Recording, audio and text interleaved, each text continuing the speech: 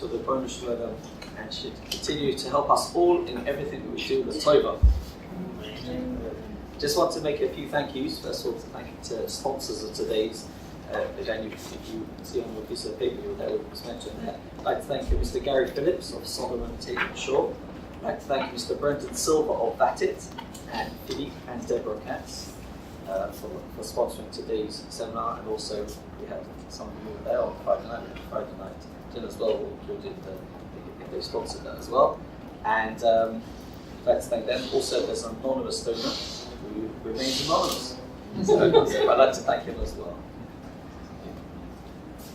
No further ado, as you come to announcements, etc. The full program's here, so you can see what's there.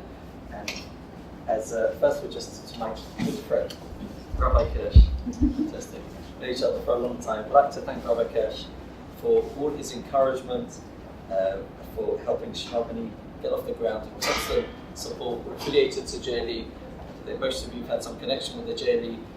Continue to have connection with the JLE, so this is really a continuity in the partnership with the JLE. So thank you, Rabbi Kirsch, for all your support and encouragement. I shall bless you with Gesund and Nachas.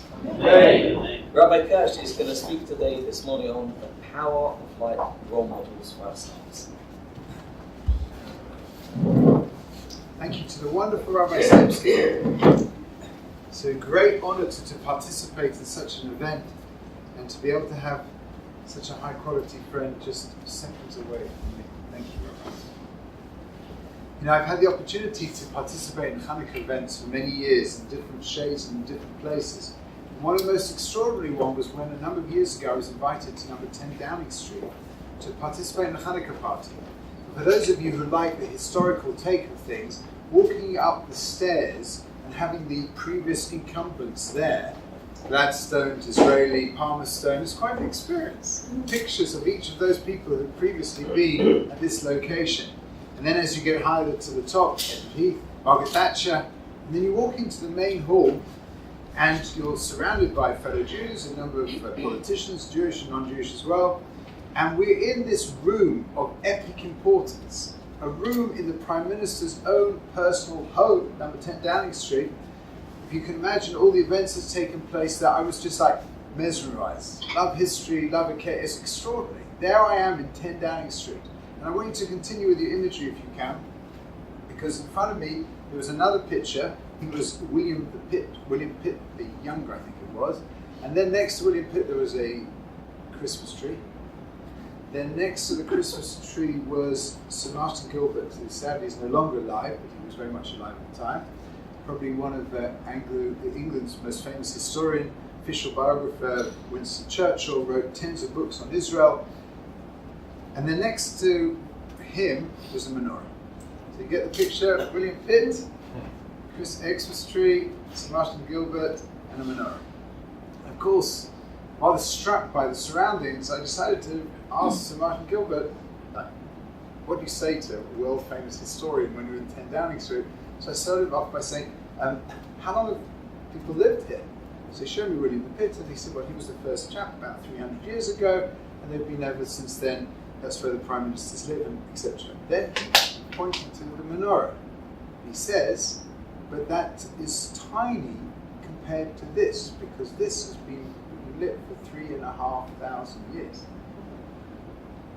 And you sort of stop for a moment, and you're in awe at the majesty of 10 Downing Street, Palmerston, Disraeli. You're in awe of the fact that this is where it all happens. And I'm about to meet Gordon Brown. And Martin Gilbert says, but this is nothing compared to the light of the menorah and how long that's been lit for. And whilst it was an extraordinary experience for me, it was a humbling experience as well. To see a menorah lit in an environment, and the menorah continues to be lit in the environments. And when we think about that light, and we consider the power, the energy of what a menorah represents, what Hanukkah is, and we look at ourselves as spouses, husbands or wives, we look at ourselves as children, we look at ourselves as parents, we ask ourselves the question of the lessons of that light that we can bring into our everyday life, either in our family lives, spouses, our work life. What are the messages of that menorah that we can take into our lives? It's very interesting because if you start at the very beginning, which is a famous line, is a very good place to start. I'm going to go into any musicals here, but those of you know what I'm talking about. Gracious Bar Elohim, when God created the world, in the very beginning, there was darkness. And then the Pasuk says, Vayom Elohim Yehi Or, let there be light. Now this light's got to be rather unusual sort of light, a very powerful sort of light, because only on the fourth day was the sun and the moon created. And the commentators discuss and debate exactly what that light was. But on one level, it was so powerful, it was so extraordinary, it was so beyond anything that the natural world can relate to. It was known ultimately as the light. When we talk about light, we understand it in terms of the power of the sun on one side, which gives us physical light, these great light bulbs which are shining upon us now. But then, of course, in our language, we understand light being something very spiritual, very real, something which can give us clarity amongst confusion, something which can get us connected with that. Rabbi Aryeh Kaplan has got a book about God, and the title of the book is The Infinite Light. Because there's different aspects of light. There's the light that gives us the ability to see, and there's the light that gives us the ability to really see. A closeness to God, an understanding of purpose and clarity. But Gedalia Shaw points out that after the following days, when it talks about the second and third day, at the end of describing how God created something, it says, Vayehi Chen, and it was so. And then again in day number 3, after describing the creation of the grasses and the fruit-bearing trees, it says, Vayehi Chen, it was so. After creating the light, it doesn't say anything about Vayehi Chen, and it was so. And Gedalia Shaw points out, however, in Parshas Behalesecha, where we see where the menorah is given to the Jewish people, where the Jewish people have the opportunity to see that extraordinary miracle of the tabernacle itself. And God said to Aaron, this will be your job. You're going to light that menorah. As the Ramban Nachmanides says, one of many extraordinary jobs, but a light which will last forever. A light which will continue even after the destruction of the Mishkan. You will continue to light a menorah. And there it says, Vaya'as Cain.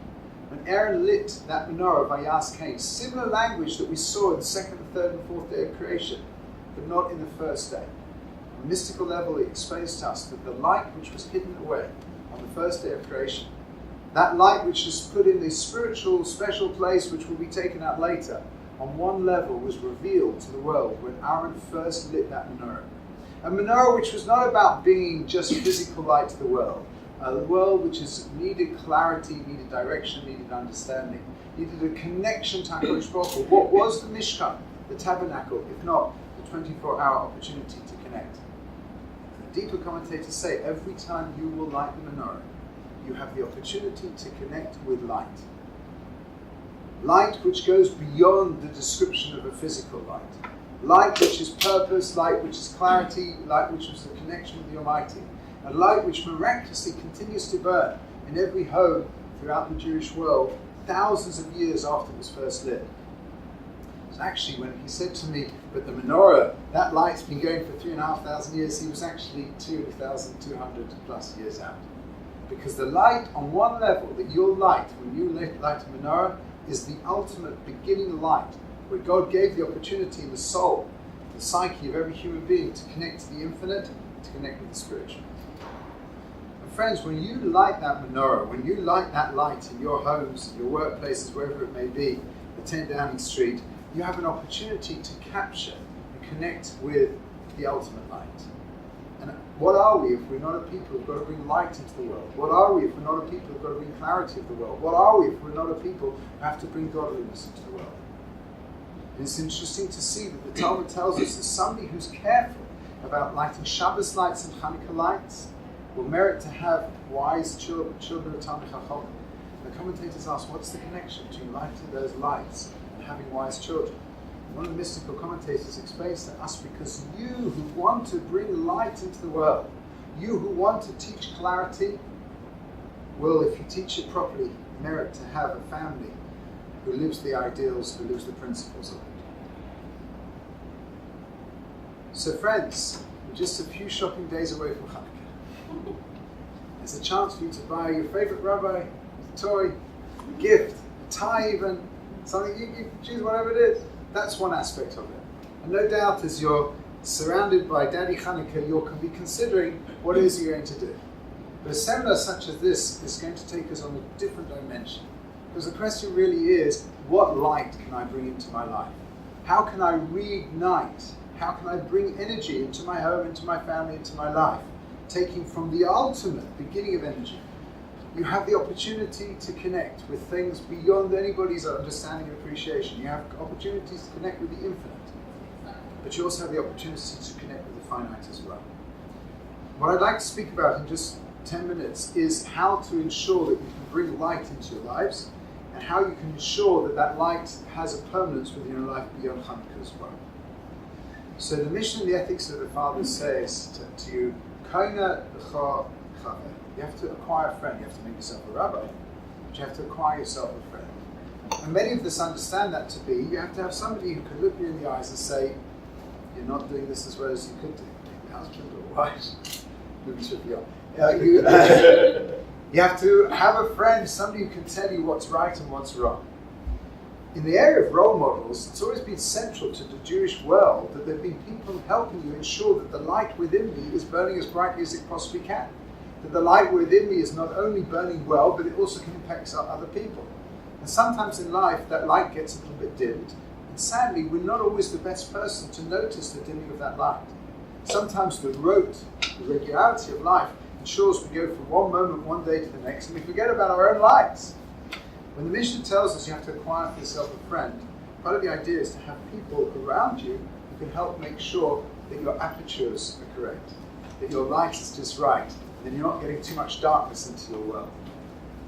The idea of role modeling within Judaism has been central from the very, very beginning of our lives, from the very beginning of Judaism. But what's extraordinary is that we have less of it today than we ever have it before. What I mean by that is when great-grandparents were brought up, they tell you about the world of the shtetl, where you actually lived, saw, communicated with people in a very intimate way on a regular basis. You'd be walking with a person to shul, walking back with the person to shul. As you were hanging up your washing to dry outside, then you'd be meeting the Boster next door, and you'd be discussing, be talking. We talk about the great Holy Chofetz Chaim. The great Holy Chofetz Chaim lived in a village, in a town, where people saw and spoke to him on a daily basis. Sadly, in the world in which we're busily living in, our communication with people is ironically not at the level it needs to be. Even though through social media we can communicate with people, as we mentioned on Friday night, we're not very good at really communicating with people.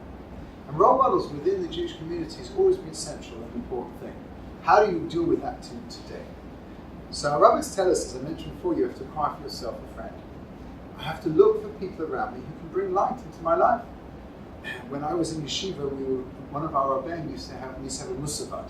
And a musavad is, there was a few of us who got together on a regular basis to deal with character development. I don't know how many of you do this today, but that's an example of, just like you go to classes, just like you go to shiurim, just like you may have coffee mornings gathering, the idea of actually sitting together with a few friends and saying, what area of my life needs improvement? And because you're a very close friend of mine, will you help me in that area of growth? That's the idea of lighting lights and looking for role models in my life and ways in which I can help do just that. From a familial point of view, I have to point out that I've always found it very helpful and very important that our children, and the rest of children, have the opportunity to have role models as well in their own lives. What I mean by that, imagine what I'd like my child, my friend, to grow into in X years' time. And that's my image of what I'd like. And then you actually start finding people in the community who are that person and ask this boy or girl, would you mind learning a little bit with my son? Would you mind helping? And when my own children were growing up, this was very central to our lives. We actually made a point of finding role models, individuals who could be that example and that help as well. My daughter's now engaged in SEM, and she has the great honor of being somebody's SEM girl, which means on Thursday night, I think on Tuesday night, she goes in at 5 o'clock, helps bath the children, helps make the cook on the Shabbos, lays the table, and the hosts are very happy. And she enjoys the interaction as well, especially because Gates said she's got 3 first cousins, all of whom need SEM girls, so she's enjoying every moment of being up with our family. But what's extraordinary there is she's watching a family, and they have the privilege, my daughter Libby, of having them with their 7, 8, 9-year-old children as well. Role models are so essential that when they meet her, they talk to her, she can add a dimension that her 30-year-old cousin, their mother, can't. And unfortunately, we live in a world where there aren't enough role models, and that's an example of lighting the flames, lighting the fires, and giving the example of what goes on. Again, this is an enormous subject, and I cannot do it justice because we're just introducing this concept of role modeling and spirituality with it as well.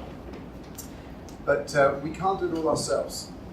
You know, we're either, because I gave the example, we need advisors and friends around us. A lot of us may well have been brought up and become a little religious later, and we may have seen things in family homes, and that's how we run our homes as well. That's how we run our Shabbos table. I'm afraid I'd like to encourage people to be a little bit pushy in this and actually say to role model families, would you mind inviting me for a Shabbos? Could I come around to you for a meal? I'd like to see how your Shabbos goes. I'd like to see what you do when you light your Hanukkah table lights. I'd like to see what your Purim Suda is like. Because the one I used to go to, there's lots of drunking, singing, whatever it is, but have I been to one which is spiritually inspiring? And actually to ask yourself, search out for role models and ask yourself, can I come and see you? Can I come and visit? You may sound a bit strange, but how else are we going to learn? As we know, if you want to become a lawyer, accountant, or surgeon, we ain't going to let you out just doing it without some shimmish, without some experience with people who are bigger and better at you doing it as well. Interestingly, when it comes to our Judaism, we're very reluctant to do this. Traditionally, in the old world, the grandparents, the old of shtetl, you would have seen this at first hand. Unfortunately, we don't. As a result of that, we miss out. I just want to mention here an issue here of parenting as well. There are so many incredible parenting courses which are available for people. I highly recommend that people do parenting courses. I've got a list here of names and addresses and phone numbers of ones you can connect, either with online or not online, because the things that naturally you would have seen in the old days, you would have watched. Unfortunately, we don't see, we don't watch, and therefore we're learning as we go along. Either we remember what my parents or grandparents did or didn't do, and that's what we're trying to do, but we don't have enough role models. As a result of that, it's very difficult, but thank God, there are so many great educational programs specifically to help people light the lights and make those differences within the light as well. The idea of role modeling within Judaism, either for my spiritual growth, my family's spiritual growth, to understand the relationship between myself and my wife. I merited to watch husbands and wives married for 60 years, deeply in love, and you learn from them. How do you stay in love after 60 years? It's like incredible. How do you do after 20 years? And learning from those people and speaking to those people, using those people in areas of role models have been exceptional. So the Mishnah says to us, you make yourself a rabbi, so hopefully everybody's doing that, but you literally pay with your Misa money to get yourself these sorts of friends who can help me on the spiritual journey. Just finish if I can with 2 points, because Baruch Hashem, we've got a very busy day, right? Lots to do and lots to share as well. Sometimes we consider we have our own inadequacies. I don't know if it ever happens to anybody here. It happens to me. It happened to me when I was bringing up my children. And you sometimes find yourself in situations you can't give yourself or your spouse or your children everything you wanted to give them. In my particular case, I had one of the children found it quite difficult in school. It was really a struggle within the school. And I don't know if you remember the JLE, we had the lovely Rabbi Sheshua, who was a very central to us nearly X years ago plus. And Rabbi Sheshua used to make wine, wonderful, great winemaker. So one of my sons, who found it a bit difficult at the end of the day in school, and he just needed some outlets, used to go to Rabbi Sheshua and used to make wine with him. That relationship was an extraordinary relationship for my son. He learned about lots of lessons in life, far beyond making grape juice and making wine. And actually, if I look at my job as a parent, I actually see the obligation is not only to make sure that I can do everything, but I provide. Or I shouldn't consider I have to be able to do everything myself. I'm not a Superman or woman, but I have the obligation to attempt to try and find it. And as I say, that person gave my son such incredible confidence, self-belief, and learned so many lessons on the way of life as well. So when we light a menorah, and we say this is a menorah which is lit in my home, as I light that menorah, I should say to myself, beyond the incredible miracle that happened all those thousands of years ago, that God continues to make miracles, and God wants us to bring the light into our life. God wants us to be ignited. God wants us to be alive. God wants us to find the inner spiritual essence of who we are. and ensure that that's passed on to our spouses, to our families, and to those people around us. The only way we can do that is by ensuring that that light is continuously looked after. And you'll see that when it has the light, there's three parts to the light, as the Chidush HaRim says. There is the Shema, the oil. There's a psil, which is the little thread, the little, what's another one? Wick, thank you very much, which connects the oil, and then at the top you've got the nair. So you've got the nair at the top, the light at the top, underneath that there's some psil, and at the bottom you've got the Shema. The letters, of course, make Nun, Pei, Shin. Nun, Pei, Shin, each letter, which is the nefesh. When you light the menorah, you're lighting your nefesh. Mitzvah Hashem, you should have been inspired to bring that light into your life and to bring the light to other people as well. Enjoy the seminar. Thank you.